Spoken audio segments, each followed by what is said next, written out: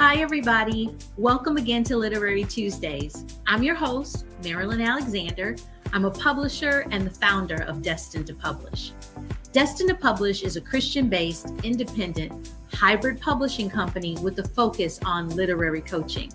With almost 20 years in the publishing industry, soon we will celebrate the milestone of having published our 400th author.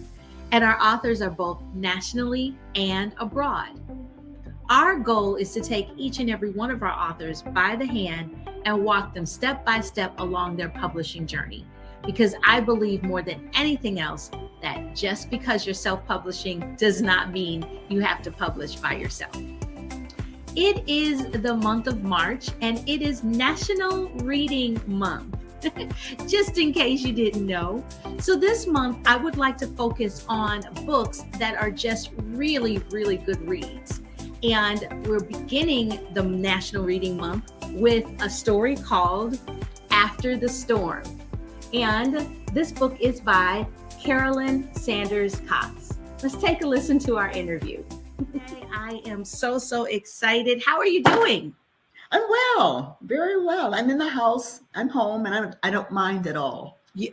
Well, we're in Chicago, and we are snowed in today. So we even have snow. Yes, we have snow. Now, remind me, where are you guys? Florissant, Missouri. You're in Missouri, and Missouri has snow.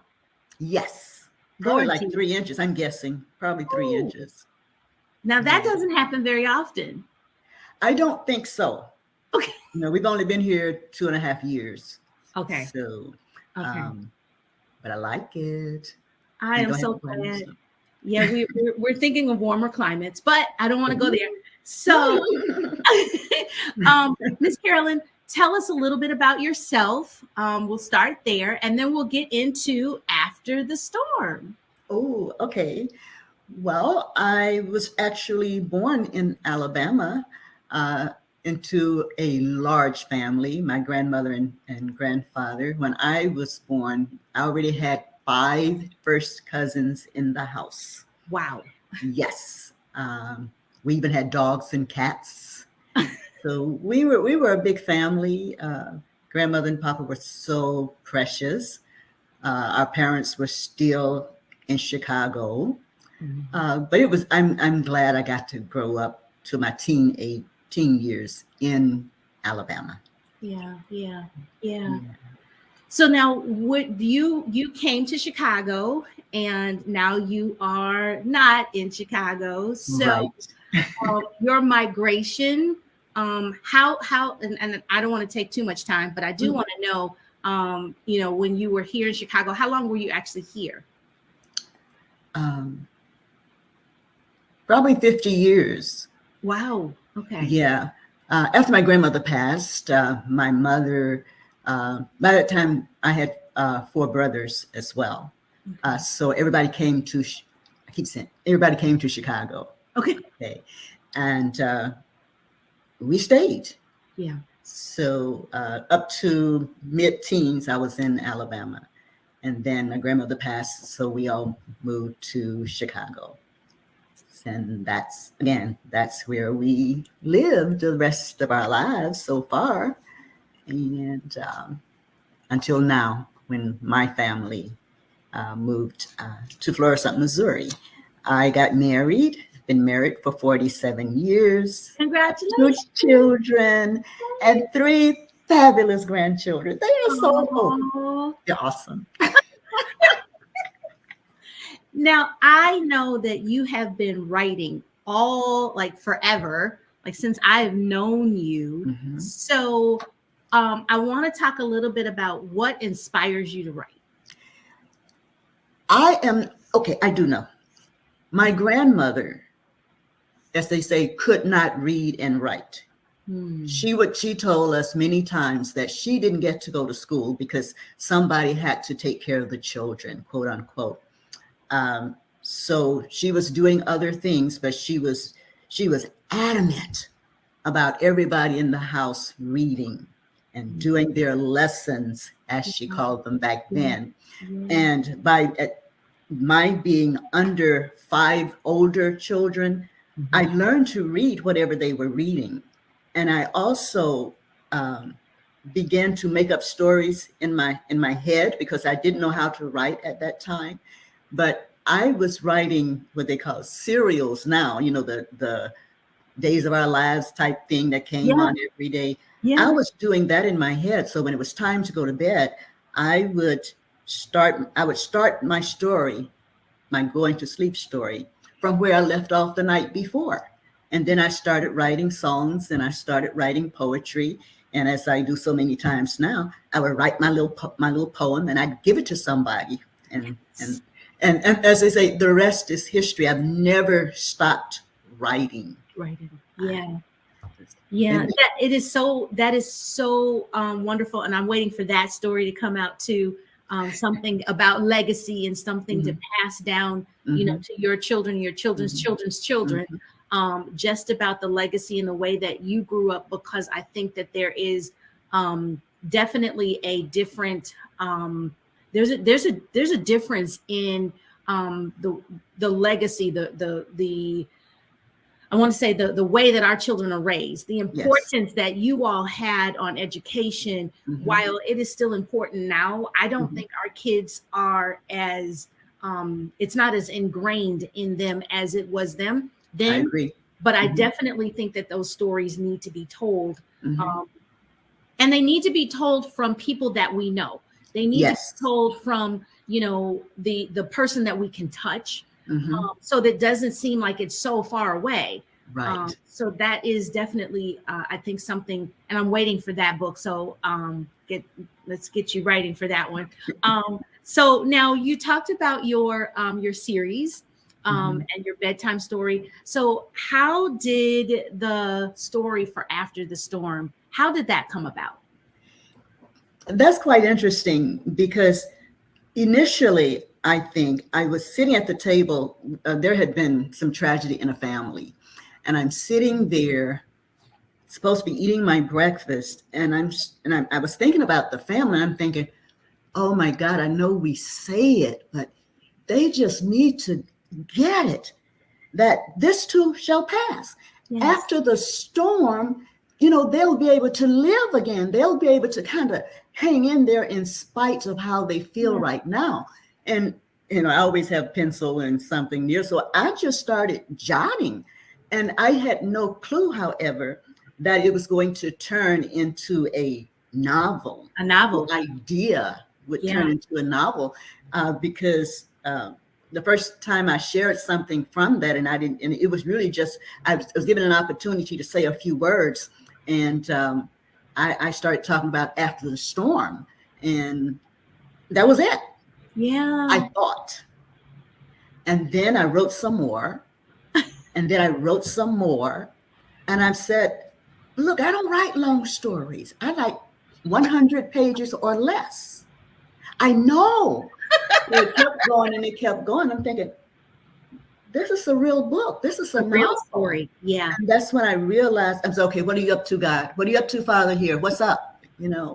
And it sat a while and then came you. Well, we'll get to that part like way down the line. But tell us about the story. So without giving too much away, give us the premise and tell us about the story. Okay, the story is really centered around two couples who are Christian couples who are involved in their church. They've known each other forever, and they were friends. And as some people believe that friends cannot be just friends, it always turns into something else. And they were, at least one of the couples was adamant about let's keep this friendship moving on as friendship. And they go through some things and they end up, because they've known each other forever and they are friends, they supported one another in their tragedies and their disappointments and all of those kinds of things. So they were just always there. The friend was there, and eventually the friends realized that there was something there more than this platonic relationship. And so it grew, and they looked around and who else was there that they could trust and lean on. And they realized that, hey, this is not just a friendship. I love this girl. I love this guy.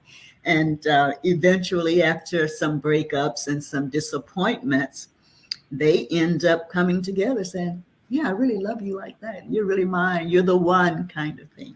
And that happened for both the couples. They had different experiences, but that's basically what happened. But I appreciate how through all of the disappointments and the tragedies and all of those things, they were there for one another, and they stayed true to their belief system.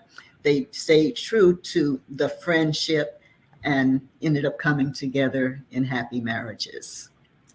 I love that. And I think we talked about this when we hit on this before. I love that this is a Christian based a Christian based fictional story. Mm-hmm. And so this, you could have made it nonfiction, because I know that there are probably people. Well, let me just ask: are the characters in the story? Are any of the characters based on people that you know, or is that telling too much? I'll tell a snippet. I had a friend at my first real job in Chicago. I had a friend that I really believed with all my heart.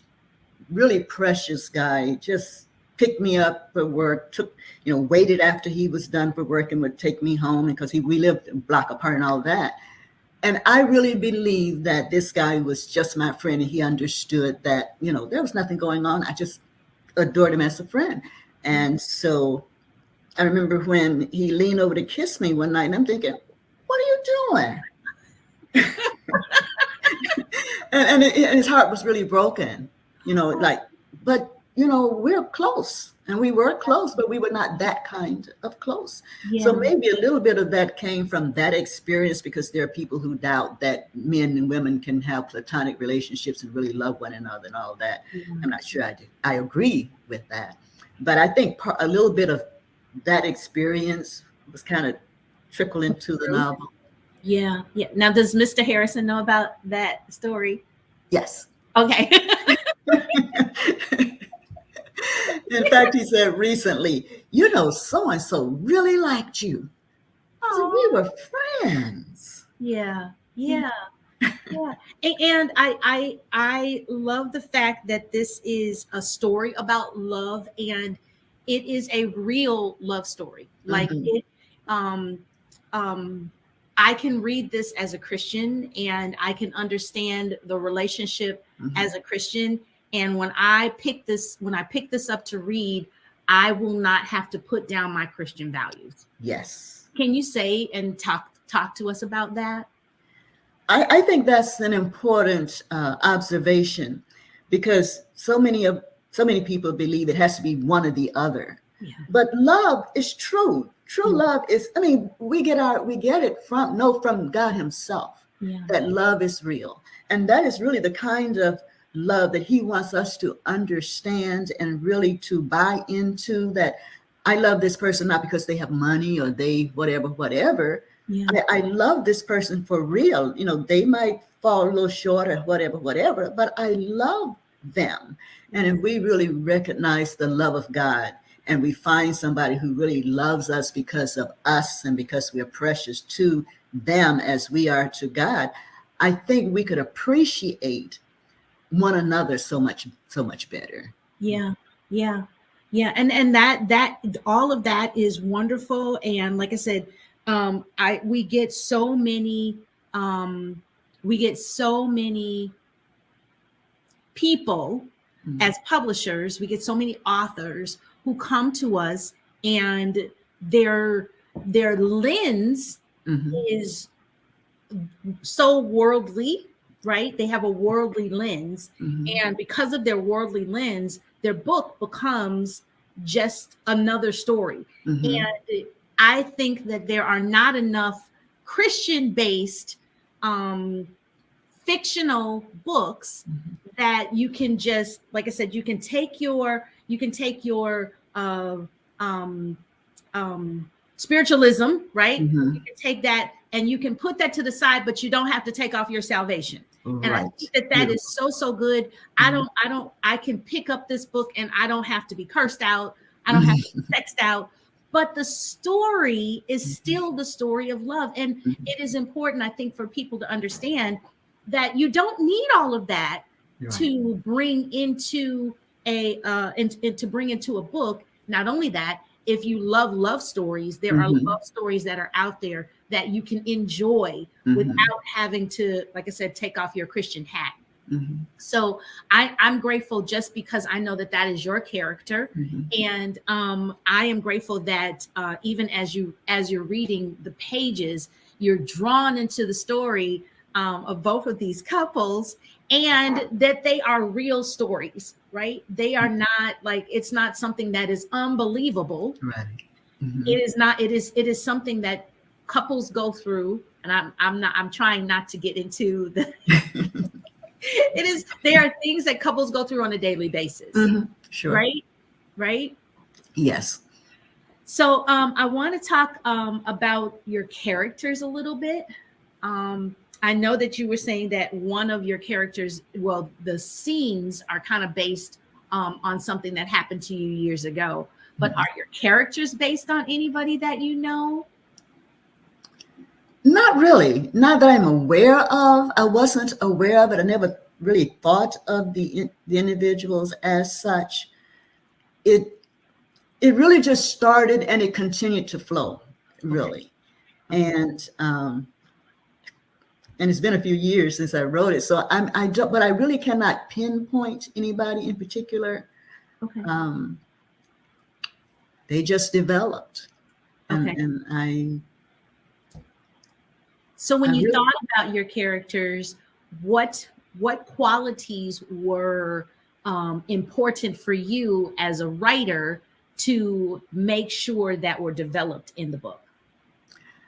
I wanted to see them as young adults because these people are my characters are like 30-ish or so, and I wanted to see independent, um, working individuals who had desires, who had work ethic, and yet were Christians and were living their Christianity out in what they were doing.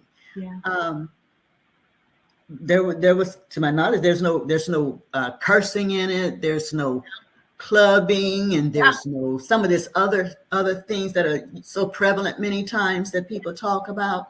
Yeah. But they were Christian and still living a quote normal life.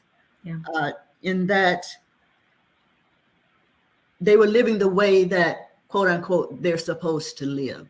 And Okay. again, it does not mean that they did not have problems coming up and things they had to write. Yeah. So I appreciate, I like that part. Mhm. Yeah. And I do like the fact that it's not all roses. Like Right. Absolutely. they've got some relational issues Right. that they deal with. So Yes.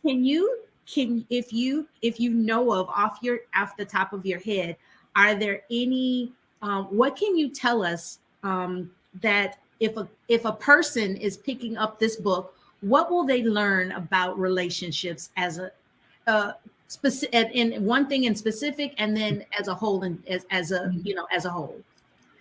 I think the first thing is that it's, as the quote goes, it's not going to always be something in roses. It's not going to always be perfect. Yeah. There will be things you have to work through, but you have to have enough faith, and you have to want it enough to really work through the difficulties to get to that, as they say, that mountain, get to that place of victory. So even in Christ, there are difficulties, but just as we have faith in the Lord, we have faith in the righteousness, the desires of our hearts. So when one of our couples were just going to forget it, there was too much at stake because they'd already built up a relationship. They already knew one another. They had already gone through things, whether it was specifically theirs or not. They had seen things. And usually if our eyes are open, we can see things. Yeah. So we know some things to turn away from or to do something different to get a different result. And that's what our characters, the state of our characters' minds and their hearts They couldn't get away from one another. Right. They've been friends all of those years in church, in the community. So they knew one another, and there was enough there to hang something on. Yeah. I love that. And I love that it talks to it speaks to the longevity. It speaks to, I think, something that relationships, some relationships now are so temporal. It's like people Yes. think of relationships as, I can move from one to the other, or something that is really quick. I love the fact that even in the story, that, as you say, they have some history together, and it speaks to being able to work things out. It speaks to being able to overcome different things that every relationship will go through. Yes. Can you talk a little bit about, I guess, just that point of being able to move past something, or understanding how to move past an issue to keep a relationship? Okay. With two of our characters, they had gone to some event, and it was an overnight thing. And when the female realized that they were supposed to be sleeping in the same bed, she said, "No, we can't do it. We don't do that. What's going on here?" And it's not that they had done it before, but they had gone there with another couple who apparently had no problem, sleeping. But they decided, no, we can't do this. This is not who we are. Yeah. And I think many times that's what we have to be willing to do. This is not really us. Yes. So, it would, he asked to just hug her anyway. He just wanted that closeness. But they said, we're not going to do it. This is not us. So there's such a value thing that sometimes is missing. And sometimes, knowing that the young people in the book are adults. They're not teenagers. Yes. They're 30-ish. Yes. And they're still standing strong in their values and in their belief in God, what they believe God, wants for them. Yes. So sticking with values, and we can see it even as seniors, we can see it's important to have values and not let society or people or whatever else change where you're going. Yes. What you're created for. So I can hope that kind of answers. No, I love that. And as you were talking, it kind of came to me that peer pressure comes in a lot of different forms. Absolutely. And I think sometimes we think of peer pressure as just a childhood thing. Right. You know what I mean? But even as you're saying, there can be peer pressure as a couple. Yes. As adults, Yes. there's peer pressure. And I think the good thing about even what you were saying is that both have to be on the same page. Both people have to stand for the same thing, because it in that scenario of them going to someplace else, that was a pressure from a different couple, right? Yes. And there's also peer pressure within a relationship. Yes. So I think I think about when we would talk about relationships in the church, and the reason why it is so much better to be equally yoked. For sure. I don't think we talk enough about being unequally yoked nowadays. Explain that term for those that are watching. Okay.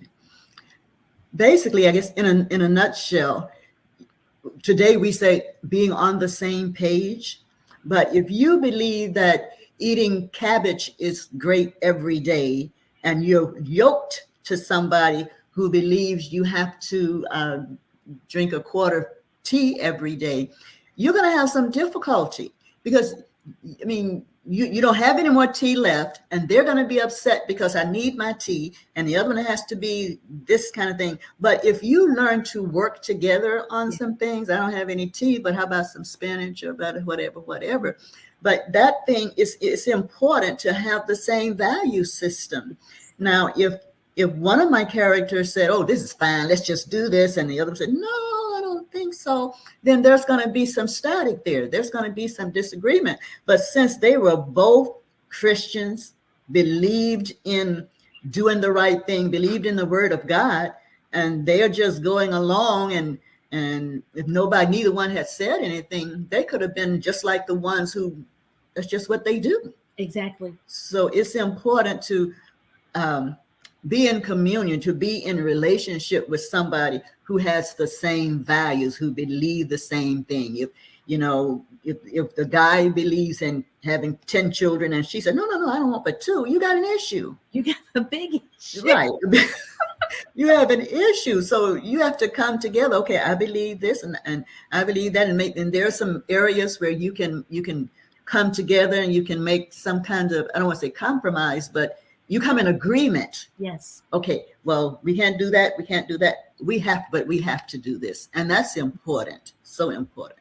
Yeah. And that is so true. And even with that, when you are not on the same page, if you're in a relationship, one person is going to bow one way or the other. Yes. So you are either going to bow to that pressure, or you're going to, come on this, like you said, on the same page. Right. I think relationships have to really discuss those issues, so that you learn those up front. Okay, here's our list of things that we will not bow to. Right. And if that is at the forefront of a relationship, I think that would help, even to the point of having the longevity in the relationship. So yes. I think a lot of times people go ahead. assume that somebody knows, but it's important that you talk about those things. You got to discuss. Yes. Yes. That is so good, because you change. So you have to have those conversations and have those conversations often because Absolutely. people change. So I want to get into the just for a minute. I love the chapter titles. Because they follow a flow. And they don't just follow a flow in relationships, they follow a flow in life. Yes. And so the very first chapter is storms don't make appointments. And you can preach on that forever. Because storms don't make appointments. Talk to me about the way that you sculpted your titles, but in particular, give us a little bit about storms don't make appointments. I think it's important that we understand that as human beings. We need to understand that because we're always saying, once I do this, I'll do that.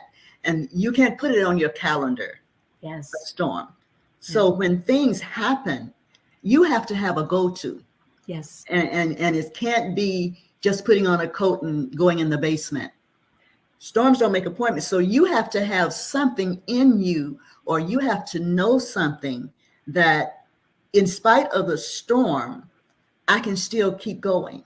I still have a refuge. I still have somebody to go to. I'm not going in the storm by myself. So if you had to make an appointment with me on Friday, I might not be available. So you're going to have to either reschedule or do something different. So you can't count on things being okay all the time.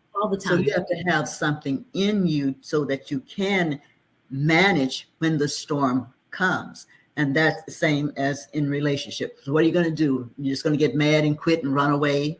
No, you can't wait because you can't schedule it. Right. So when it does come, you have a go-to, and that's your faith and who loves you. Yes. That is a phenomenal statement. I tell that to authors all the time because there will be someone inevitably who'll say, I want to write my book, but I have to wait. There's so much going on. And I tell them exactly sort of like this. Life will always happen. Yes. You have to be able to maneuver the Yes. important things in your life, schedule those important things of your life, because there will always be something that will not have had an appointment that you were That's not right. that you were not waiting for, that was not Right. scheduled, it was not Right. on your appointment. So the fact that people can take that, just that statement, storms don't make appointments, and Mm-hmm. understand that that is in their lives, and make that a bedrock to say, okay, Lord, this wasn't on my schedule, but it was on yours. And you knew that this was coming, and understand that just that he has already he made the appointment, even though we didn't. Right. Absolutely. So I am so. I want to ask you, Mhm. what was the most surprising thing that you learned about yourself in writing this book in particular? That might sound crazy, but I'm not really doing it. And I find that all the time because I'm doing something else. I could be cooking and a song comes.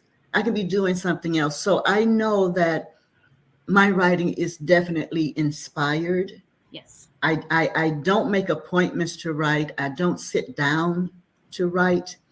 99% of my writing is I'm minding my own business, as I call it, and stuff starts flowing. If I'm in the kitchen, if I'm washing dishes, if I'm cooking, I'm singing. They're coming as Yeah. I'm minding my own business. Yes. So as I was writing this, because really like each chapter is really like another day of waking up and saying, what else am I adding to this? And I'm not trying to add, it flows. And I can only give credit to God for it, but that's the way I write. I don't plan to write. It just comes, it flows. And I haven't done with, that's another story. But that's kind of the way it works with me. Well, and so I think it is that is so important. And I want to make the distinction, because you have developed a lifestyle of writing. Yes. So I think for you, and I don't know, we had Apostle John Eckhart on our broadcast last week, Mm-hmm. and it works for him that way too. But Mm-hmm. I think for those who've developed a lifestyle of writing, Mm-hmm. that flow, that faucet is always on. Yes. And so I think even for authors who have not, and they are not Mm-hmm. there, Mm-hmm. that they have to, develop that scheduling time, and, Mm-hmm. what I mean, to kind of work through things, Mm-hmm. and to turn the faucet on. So Mm-hmm. I think that, when you have a lifestyle of writing, that it's just in you, and it gushes. So when those things come, and you are in you are not in a writing space, what do you do? How do you take those notes down when you're washing dishes, or you're just in a place where you have not, or you cannot, you are not in a writing space? I think for me, I don't think I really have much of a choice. But okay, Father, remind me of that, remind me of that. Or if it's something where there are characters, I said, okay, Father, so and so, so and so, so and so, da da da da da da. I said, remind me. And a lot of times, I'm doing something else like washing dishes. Oh my God, I don't wash dishes much now. But still, now it's cooking or whatever. Yes, absolutely. But I don't really know, because usually I'll just say, Lord, remind me, bring that back. The thing about such and such and such, bring that back. And then I'm doing something else, and I say, oh yeah. And I'll write down just a few sentences just to remind me, and usually put a date on it. Yes. And I can many times go back to at least a title or a sentence or two, and then I look at it. And for me, a lot of times I'll read it, so and so, okay, so comes, okay. and then I'll go start writing it, and I'll write it enough of it to, like, especially if it's a book or something longer than just a song or poem. And I can go back to it, and a lot of times I'm doing something else, and I say, oh yeah, right. Oh, that's what that was about. Da, da, da, da. Yeah, that is really good, especially when you're saying that. And I tell my authors this all the time: when you're taking those notes, make sure they're legible. That you can, when you go back to it, it's not chicken scratch. And B, that excuse me, B, when you go back to it, that the note is long enough that it will jog and put you back into that space where you were before. So just like you said, you have to make it long enough to be able to do that. I love that. So I want to ask a couple more questions. I know that our time is kind of fairly far gone. And this is just a fun question. For this book in particular, if there was one person that you can get this book in front of, who would that be? Oprah Winfrey. Oh, yeah. Yes. Her book club could put you on the map. That is for sure.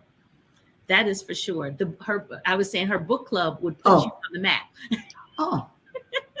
So yes, we are praying, Father, in Jesus' name, in Oprah Winfrey's hands. Yes, God.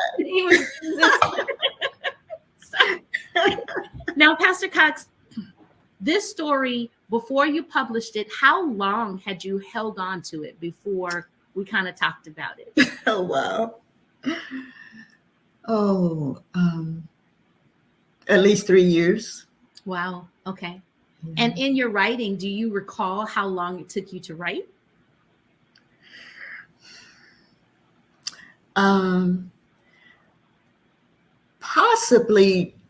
Probably a couple of months, because it wasn't just to sit down and go through it.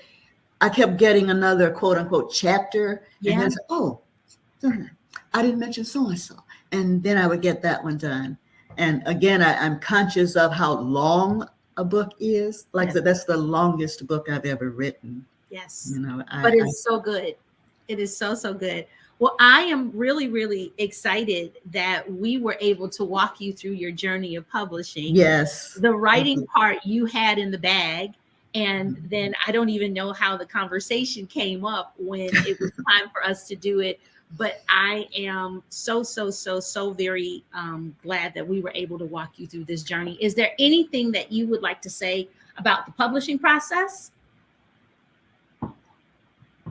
I think the most important thing is getting somebody who has some experience and can help walk you through some things. Otherwise, your manuscript, your songs can sit somewhere in a box for years. So it has to be somebody with some experience who knows something about the writing process and the gifts and that kind of thing, who can really guide you and steer you through the publishing, the doing whatever needs to be done. And I thank God that you are one of those persons, Marilyn. Thank you. Thank you. I am so excited. And like I said, Pastor Cox, you published 5 books. So this is just one. But I am excited about After the Storm. And the subtitles, Storm clouds don't change blue skies. Right. I love that. And I am excited to have walked with you through this journey. Thank I'm you. also excited just that cannot say it enough. There are not enough fictional books in the Christian space. So for those of you who are waiting and have a book in your spirit, it is your year to publish. Go to our website, destinedtopublish.com, and click on that Let's Talk link and let's talk. 2022 is definitely your year to publish. And this book, After the Storm, is available on Amazon.com. Go and get your copy and enjoy. Thank you, Miss Carolyn. Thank you so much for being here with me today. And I will be talking with you soon. Thank you. All right. Bye-bye.